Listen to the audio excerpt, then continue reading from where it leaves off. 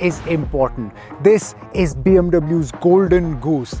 The X3 is the largest selling car for BMW in the world, but in India, it's been stuck in the proverbial backseat.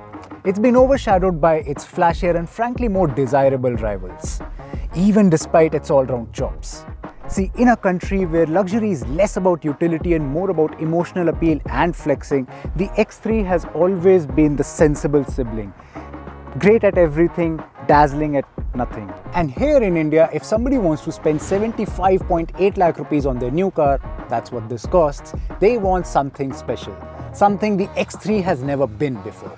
But with this new generation, BMW has been the safe and likable approach for a more outgoing and in-your-face personality. Take these grills and headlight design for instance. If you believe the online comments, then they're a bit too much. But I've now spent 2 days looking at this car, scrutinizing it from every angle, and I think it looks pretty good. In fact, I'm sure that you will turn your head once when this car passes you by, especially at the night with these glowing kidney grills. Now, we'll talk about the engines while I'm driving the car, but I want to show you something.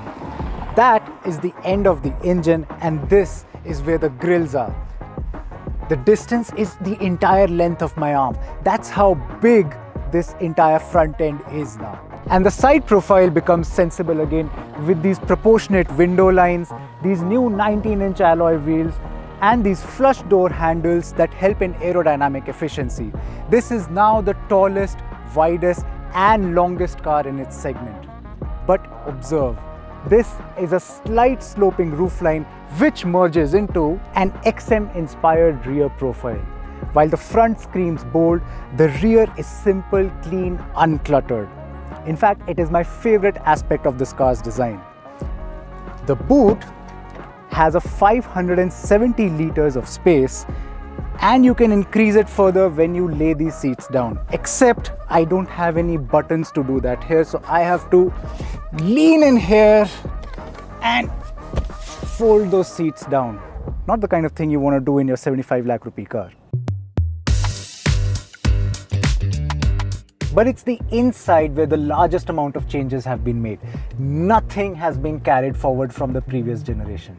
The dash is dominated by this 14.9-inch infotainment screen and this 12.3-inch instrumental cluster, through which BMW has waged a war on physical buttons. In fact, there are no physical buttons here at all.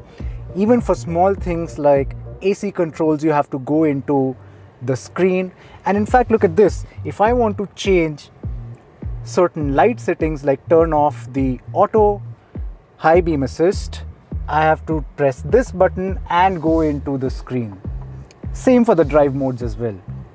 I mean, I love technology, but I think this is drifting into it being a safety issue. But I quite like this minimalistic interior layout.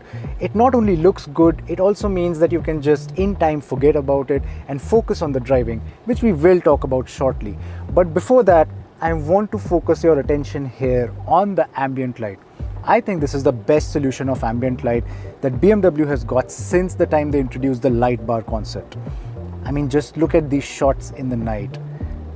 This really looks good. But I now want to focus your attention on this. Firstly, I'm not too sure about this solution of BMW for turning on and off the vents on the sides. But more importantly, I think the quality has really taken a dip here. In fact, I want you to hear this.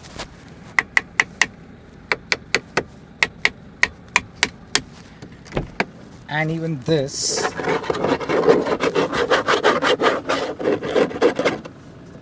That's not the reassuring sound of quality plastic in your luxury car. And when you come to the rear seat, you're first greeted by this huge sunroof, which runs pretty much to the length of the car. It does not open, but I think it looks brilliant. And something you don't get in an iX1 long wheelbase or even a 5 Series are these rear sun blinds. Finally. As for the knee room, there is sufficient knee room. This seat is adjusted to my height. I'm about 5'9", and so is the headroom. So I think there's room. I think the space here is all right, but I have a grief with these seats. I think these seats are a bit too hard for my preference, especially considering when you have compared it with 5 Series or even the iX1 for that matter. I wish these seats were a tad bit softer. But now for the most important question. Does this drive like a BMW? Now this is important because as per BMW, most X3 owners are self-drivers. So let's start by seeing how this thing accelerates. I've put this on sport mode, and within sport mode there are a lot of settings. I've put everything on sport plus. I'm going to engage the boost.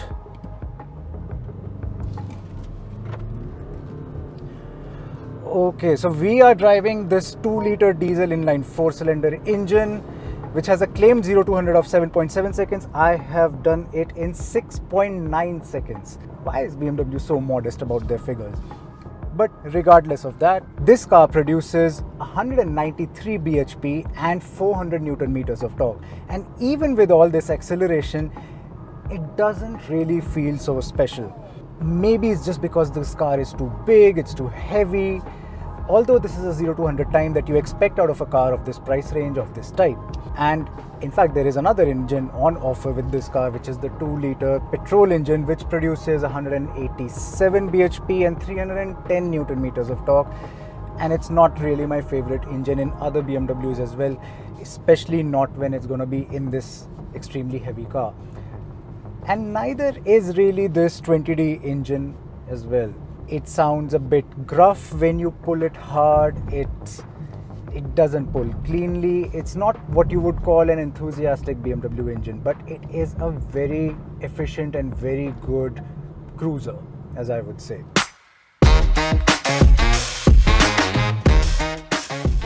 But thankfully for that sound problem, there's a solution. This car has 15-speaker Harman Kardon system, which sounds brilliant. But acceleration isn't the only thing a BMW is supposed to be good at. Even if BMW makes a tractor, we would still expect it to be dynamically brilliant. And it's the same case with this car as well. It is still dynamically very good. In fact, I'm about to take it on a couple of corners, and as you shall see, there is body roll, but not as much as you would expect out of a car of this weight and this size. And the steering is fairly precise. Now within the sport mode, there's a lot of settings that you can do. You can change the drivetrain from comfort to sport plus, the steering from comfort to sport, and even the damper settings can be adjusted. All this means that this car still feels extremely stable and planted even if you're going extremely fast on a corner. But the one thing that I still do not really like is the steering feel of this car. Even in the sports setting, the steering simply lacks that feedback which I want while going around a bend, because sometimes I lose track of what the front tires are doing, and that makes me feel that the steering isn't always precise. While it may be, but I just lose that feeling. And in the comfort mode, the steering is just so light that I think most people would enjoy it in the city, but not when you're really pushing this vehicle. Having said that, moving on to the ride quality of this car. Now of late, BMW cars have been the kings of ride quality, and this one isn't too different. In fact, the suspension in this has electronically adjustable dampers which change their settings based on the road conditions and the driving conditions. So that means that on smooth roads like this, the ride quality is absolutely sublime. But when you go over bumps, there's a bit of harshness that comes across, and considering what we've felt lately in say 5 Series, iX1, even the 3 Series, it feels a little bit more harsh to go over bumps. The weight soaks up the potholes. I suspect it may have to do with the weight of this car and also probably the tires used on this vehicle. These are the Nexen tires, and I remember about 5 months ago we were testing the E200, and that too had the Nexen tires, and we felt a bit of harshness in that ride too. I can't say this conclusively, but I think that might just be the reason for the slight amount of harshness while going over bumps. But the ride itself, extremely smooth. Now all this aside, I quite love these sport seats that BMW has equipped with this car. It's still hard, as I said while I was in the rear seat, but I think in the front it works a little better because it holds you in place. You can adjust the lumbar, you can adjust these bolstering, so it will take your shape and it will hold you in place, and that's a very good feeling while you're driving a car. Now, tech-wise, this car is very well loaded as well. It's got ADAS functionalities, it's got this selfie camera right here, it's got a digital key which also makes your phone as the key of the car and you never need to carry the key of your car again. It's got the head-up display, it's got the adaptive LED headlamps, and a whole lot more that you expect out of a car from this price range. So there isn't really a lot to complain about in this car. So now here's the important question. Has the X3 finally shed off its non-exciting persona and evolved into something very desirable? Now that's a tricky question to answer. Yes, it's grown into the biggest car in the segment. Yes, it has all the tech that you require out of the car like this. Yes, it's fairly comfortable, though I still feel the seats are a bit hard. The engine is fairly efficient, though it's not heart-pounding. And I miss the 30i and the 30d engines from the previous generations, which really would get your heart racing. All in all, it's a practical vehicle, it's a sensible vehicle with a bit more panache now. But I think it's a car that you will end up really appreciating, but never loving out of your heart. And I think that's the only gripe with the new BMW X3. But if you're a practical, sensible person, do consider this.